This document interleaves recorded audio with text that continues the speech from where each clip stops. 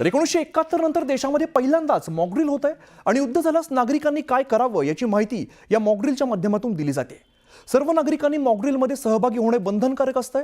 तर युद्धाच्या मॉकड्रिल म्हणजे नेमकं काय असतं आणि मॉकड्रिलमध्ये लोकांना काय सूचना दिल्या जातात या संदर्भात कर्नल अभय पटवर्धन यांच्याशी संवाद साधलाय आमचे प्रतिनिधी उदय तिमांडे यांनी।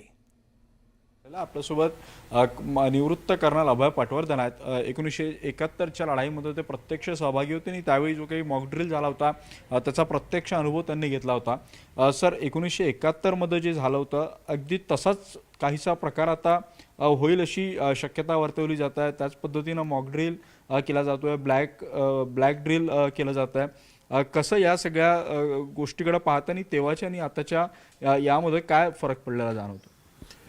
असं आहे, 71मध्ये आम्ही मॉकड्रिल पाहिलेली नव्हती कारण आम्ही युद्धभूमीवर होतो। त्यामुळे घरामध्ये काय झालं माहीत नाही, पण जे घरचे आम्हाला सांगायचे की त्यावेळेला फक्त ब्लॅकआउटची प्रॅक्टिस करण्यात आली होती नागपूरला। म्हणजे सायरन वाजला की लाईट बंद करायचे, काही झालं की लाईट बंद करायचे।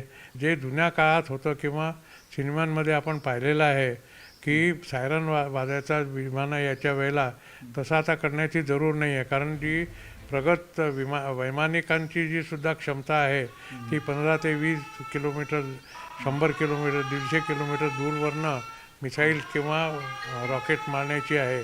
त्यामुळे तुमच्या शहरावरच आलं पाहिजे असं नाही, तर आपली जी बॉर्डरवरची यंत्रणा आहे ती ज्या वेळेला सांगेल की तुमच्या दिशेने काहीतरी येत आहे, एअरक्राफ्ट येत आहे, ड्रोन येत आहे, मिसाईल येत आहे, त्यावेळेला इथे सायरन वाजवून आणि लोकांना त्याची सूचना देणं की तुमच्याकडे येतात आहेत।